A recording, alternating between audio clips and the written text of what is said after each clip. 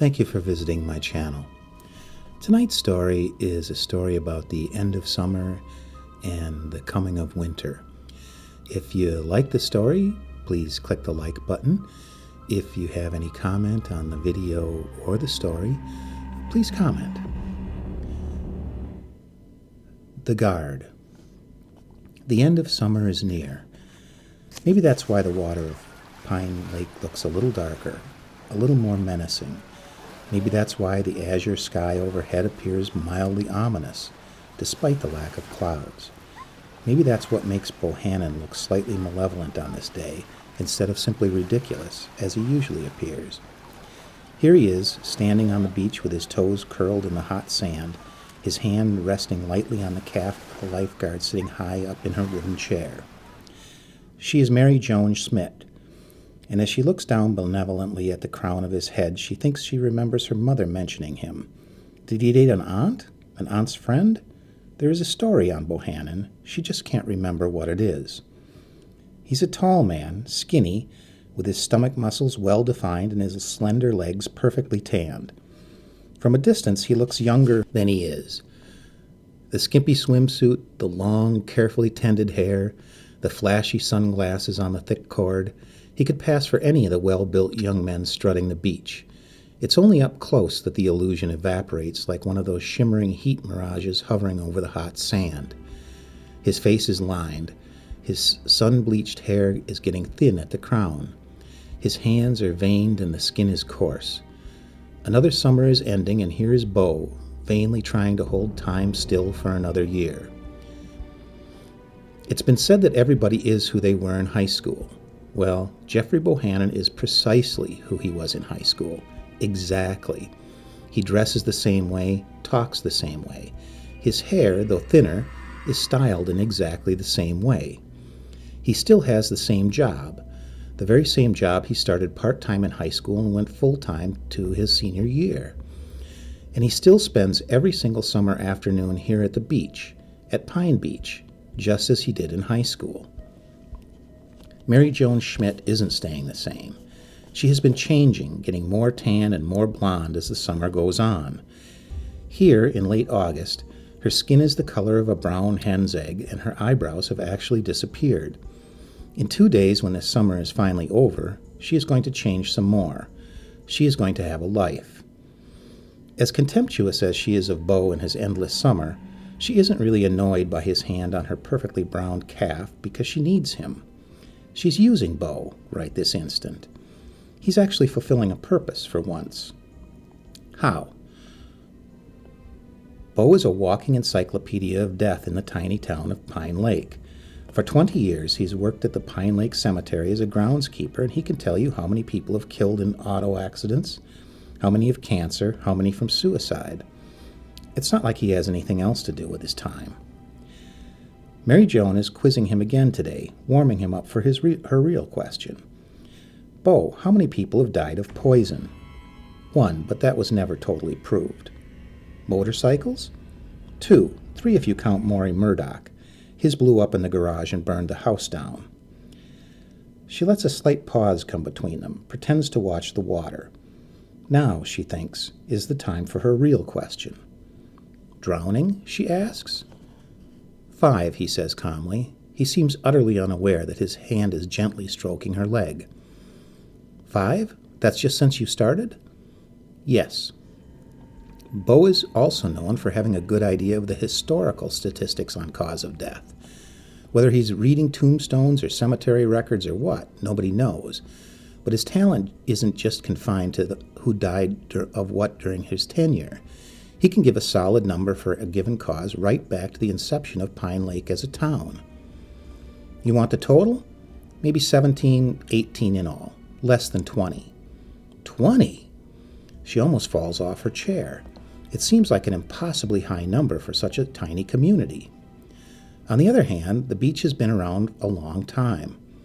In the lifeguard shack, there are old photographs of the beach in the 30s, with lumpy black cars in the background, and in the 20s, when women wore funny bathing suits and everybody brought big hampers and stiff clothing. There are even a few very dim, very blurred reproductions of must-be tintypes or plates or whatever they were, before Kodak. It doesn't matter. It all looks amazingly, depressingly the same, except for certain details. None of the original buildings survived, of course. The bathrooms and concession stands popped up in the 50s, and the big diving platforms out in the deep water were built in the 70s. That's when Mary's father was a lifeguard, in the silly 70s, when his hair was as long as hers is now. He met her mother here. His father was a lifeguard before that, macho and serious in all black and white photographs in the family album. Behind him the beach is the same. The lake is the same. The opposite shore is the same, with the dark spires of pine trees poking into the gray sky. All the pictures are filled with monotone swimmers and sunbathers and kids frolicking in the water. And some of those people, it suddenly occurs to Mary, one at least, might be one of those who have drowned. One of the 20. Depressing thought, eh? Says Bo, grinning. What are you doing this fall? She's going away to college. Bo's problem is obvious. He spent so long stuck in the summer after high school that all the women his own age have moved too far beyond him. They're all married or divorced with kids, working at real jobs, not living with their mothers, driving their mothers' cars. You ever know any of them? Who, the people who drowned? Nah, what's your worry? No worry. And she's about to brush his hand away as she would a biting horsefly, but the sun is going down. The beach closes, as it has for 100 years, a little after dark. Not that Mary is afraid of the dark, not a chance. As the sun sets, it shines right across the flat expanse of Pine Lake, as it has for 100, 1,000 years, more. As it reaches the tops of the pines opposite, it is so low that it lights everything from behind, so that all the features are lost, and the whole beach becomes a waving, shrieking, splashing, happy amalgam of people and liquid nearly inseparable by the naked eye. To a lifeguard, it's a dangerous time of day, squinting into that blinding sun, especially hard for Mary. She has to take off her sunglasses to see anything in the water, and her sunglasses hold a secret.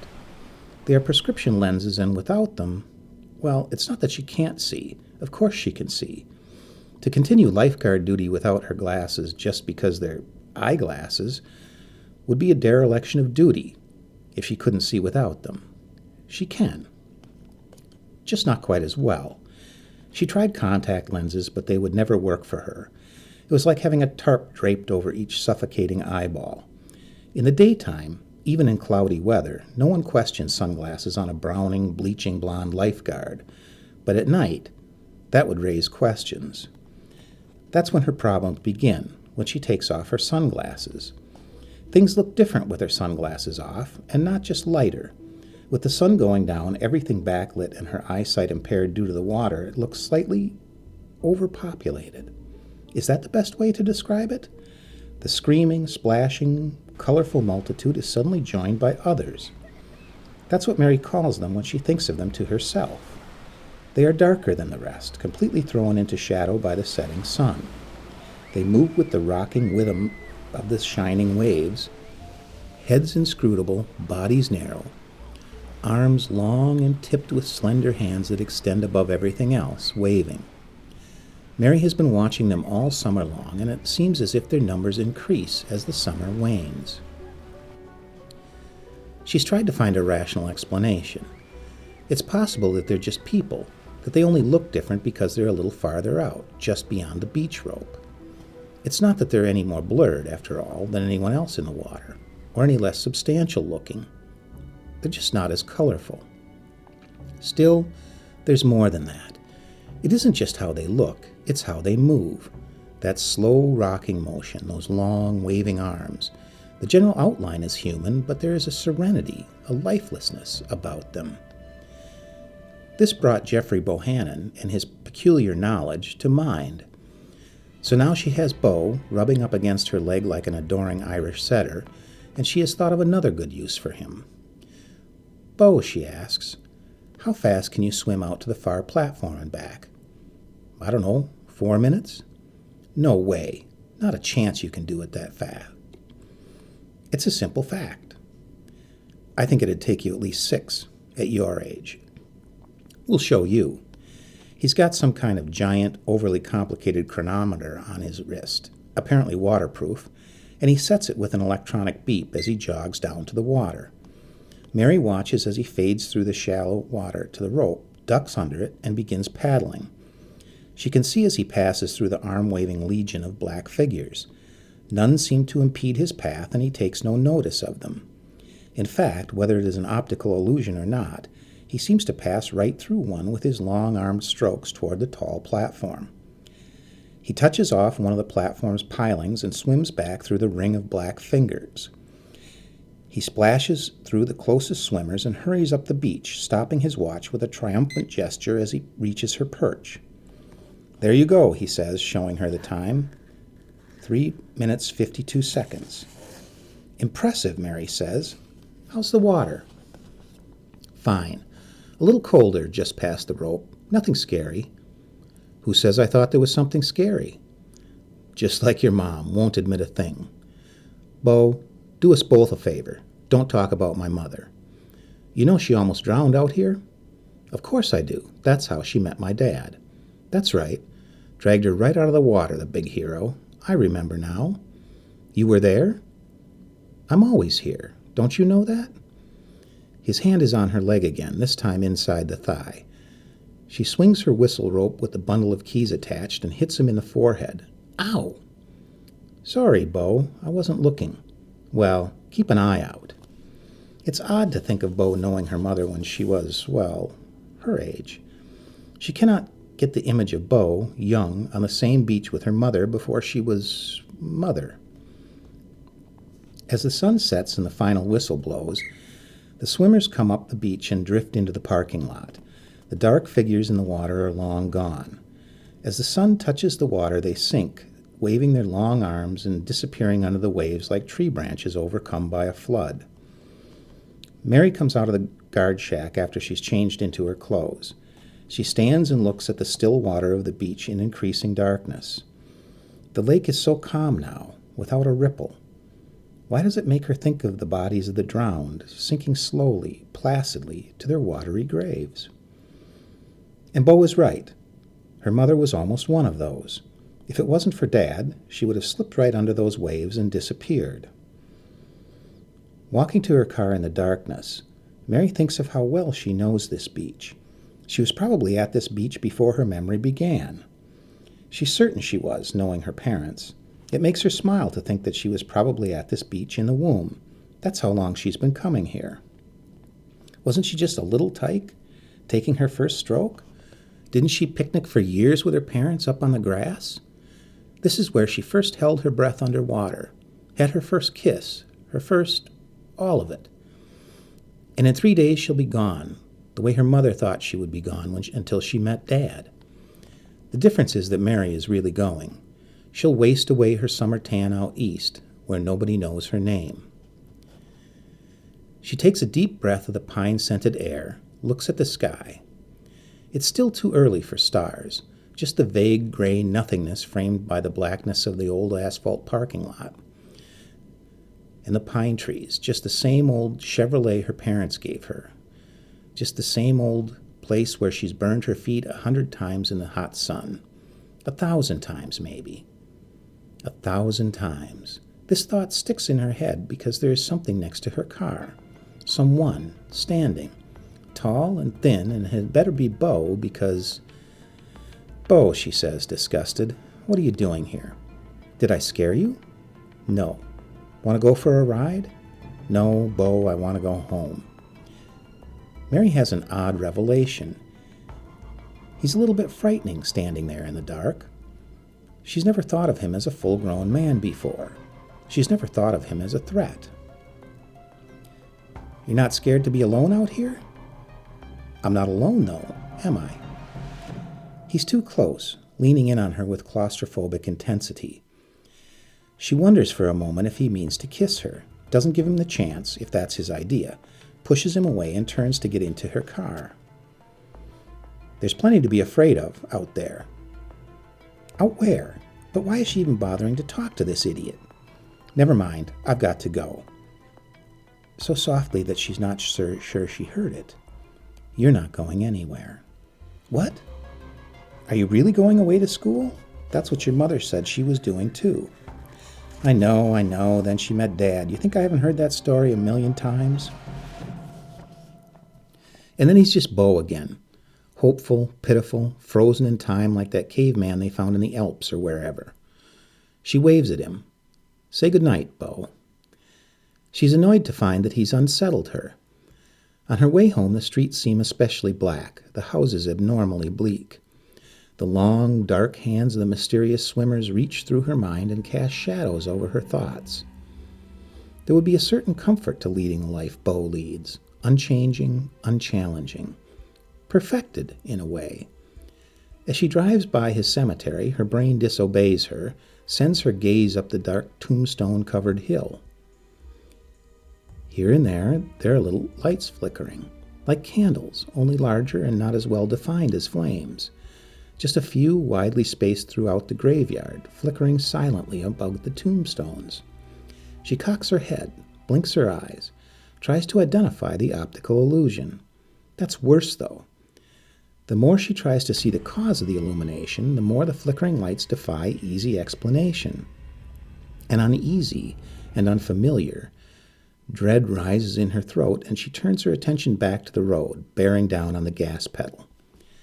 When she dares to glance in the rearview mirror, she can see someone standing at the cemetery gate, a tall, thin man silhouetted against the lit iron gates. At night, Mary dreams of the beach, empty and still on a moonlit night. She watches from the water just beyond the rope. She can see the beach, but it is empty, and autumn leaves skitter across the sand. In the sky, low black clouds seem to threaten snow. Where is summer? Where is the warmth? She can feel the ice creeping in from the shores of the lake as if it is creeping into her own veins. On the desolate beach, a lone figure moves, skinny, tall, somehow hideously evil. When she wakes up, it is Labor Day, the last day, the end, and Mary is exhausted. She feels as though she has spent the whole night running or swimming. By 10 in the morning, it's 70. By noon, 87. It's the last day of summer, the last day the beach is open. And for the lifeguards, it's like the last day of summer camp. Simmering romances are suddenly boiling over. A sense of ecstatic grief hangs over the guard shack. Mary is standing there, transfixed, looking at all those old pictures on the wall. The one that holds her gaze is the most mundane. Who knows when it was taken? The beach is unadorned by any of the modern paraphernalia. No concession stand, no guard shack, no sun umbrellas or beach blankets or inflatable rafts. No lifeguard chairs down by the water. Just a plain sand beach apparently uninhabited by anything but some big pine trees. Pines that must have been cut down a long time ago.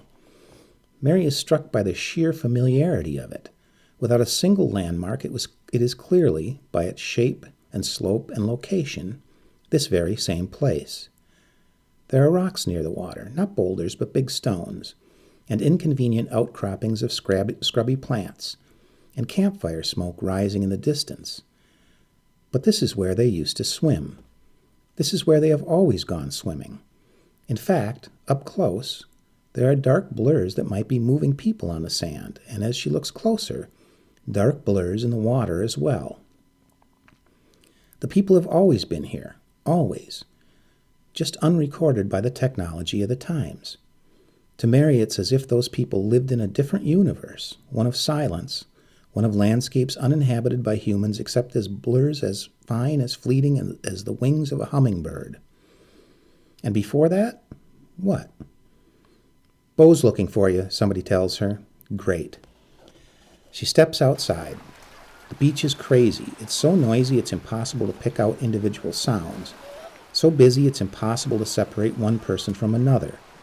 It looks like every square inch of the sand has been covered with a blanket, like one of those wild kingdom rookeries where the birds are sunning, mating, socializing, shoving each other for a nest near the water. It's a zoo, says Jane, coming up off the sand, swinging her whistle on its cord. Good luck getting anybody to listen. Yoo-hoo, Mary. Bo's been looking for you. I heard. Then Mary's down on the sand with a towel wrapped around her waist and her shades in place. And Bo is upon her before she can even reach the chair. He must work nights or something. But How can he? Been looking for you. I heard. Well, he says, taking up his position and laying a hand on her leg. Hell of a day, huh? Hell of a day, she says, squinting, daring the dark shapes to come out in broad daylight when her eyes are sharp. There's no room for them, though. The water is absolutely frothy with bodies, and out on the tall dock they're packed like Arctic penguins pushing each other for space. It's a perfect, sunny day, a day for the record books at Pine Lake Beach, for history, and here she is, right in the middle of it. This is it, eh? Then it's winter. Buzz off, Bo. I didn't sleep well, I'm tired, and I'm really in no mood. What? Buzz off. Christ, you must be twice my age. Why don't you get a life? Instead of getting angry, he just stands there, silent. Mary swats his hand off her leg, and he stands there still, either petrified or too dumb to know he's being brushed off. Just like your mother, he finally says. Yeah, except that I really am getting away. She did too, he says, softly. What is his problem? Anyone looking on would think they were in conversation or collusion or friends. He is like a stone, like an obelisk, sticking out of the sand at a slight angle. If they took one of those old pictures right now, Bo would be crystal sharp, clear, with all the rest of the beach blurred incomprehensibly around him. Why don't you go away, she says clearly, not taking her eyes from the water. I beat my time, he says cheerfully. What time? My time. The time out to the dock and back I set with you. I beat it this morning. Whatever, she says. Is he really so stupid? Anyway, you didn't set it with me. That was just a joke. I didn't mean for you to take it so seriously. It's cruel, she knows, but where does he get these crazy ideas? His face has fallen. He looks suddenly old, suddenly his age. She feels a completely unwelcome rush of guilt and chagrin and pure meanness and is almost ready to recant when... I had your mother, he says, surprising her. Drop dead. I laid her before your father. Go away, I've had enough. He has his hand on the inside of her thigh again. He took her away from me. Did you know that? No, I didn't know that. Should I care? He owes me one. He looks so evil now that she can hardly recognize his face. He is terrifying. Get away from me. That's the way you want it to be? Get away from me. Listen, he says softly, grinning horribly at her. I think I hear a child crying. God help her, she does too. Above the din of the beach, above the cacophony of sounds, impossibly, she hears a child screaming for help. Better go get it, Bo says. I don't see it, she says, standing up in her chair, scanning the water.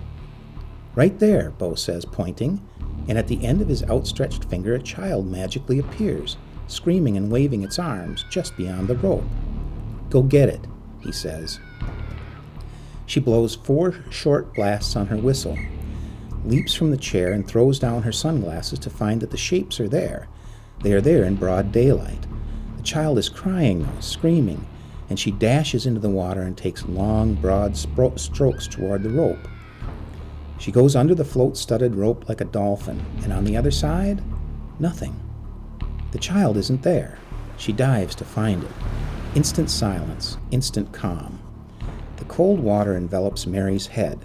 Her eyes are open, but the darkness of the water limits her vision as she dives deeper, reaching ahead with her outstretched arms to find the child's sinking body. And then it all goes terribly wrong. At first she doesn't associate the horrible weight on her back with another human being, but as the arm swings around to force the air from her lungs, she catches a glimmer of that huge silver watch and sees her life escape to the surface in a boil of silver bubbles. Down, down her attacker pushes her, and as her lungs scream for air, an extraordinary thing happens. Instead of getting darker as she is pushed deeper, the water suddenly begins to get lighter. She pulls water into her lungs, and it seems as if she can see sunlight coming through the water, as if she can see the moving legs of swimmers above her. Or are they above her? There are people with their legs above her in the bright water, a variety of swimsuits and bodies. There are fat legs in striped pants, naked hairy bodies from before the township days, thick suits from the 40s and 50s, bikinis from the 60s. They tread water slowly, their pleasant, welcoming faces peering into the water as if it were a funhouse mirror. Mary knows it's wrong, and not just wrong, but unbelievable. Faces from the past peering down at her like she's an errant fish swimming towards the beach, but their legs are real, solid in front of her face. Not as shadow, but in the pink and blue hues of human flesh underwater, old as the lake, decrepit as casket-bound corpses, but real, and terrifying for that reason. Their hands reach down to pull her up. Like a fever dream, she knows them, knows their names and knows their faces, knows their lives as if they are neighbors, as if their families are something other than dry, dusty bones lying in the vaults up the road and up the hill. Cheerful, welcoming, smiling down through the sunny water, they trap her with their water-pruned fingers. Up there, she thinks longingly, things must never change. Up there, they must live in summer every day. She pulls herself toward the light, but as she breaks surface, things are not at all what they seemed they would be. She is all alone, and the beach she knows so well is as desolate as it was in her dream. The sand is packed hard and the water is stiff as ice. The final reminders of summer, abandoned styrofoam cups and paper hot dog sheaths, blow across the empty sand on a cold wind. It is the day after the last day of summer, and she suddenly understands that it lasts forever here, all under the baleful glaze of a gaunt, aging wolf who paces the frozen sand of the beach like a demon sentry, throwing back his head to howl a dark, deep, and malevolent laugh. Terrified, she submerges again. The water is warm and friendly. She takes a deep breath of water and feels it flow into her with a heavy, calming surge. What was she so worried about a moment ago? She can't even remember. The happy faces smile down at her again. Their soft fingers caress her body, touch her convulsing mouth. She could stay here forever, warm and safe. The end.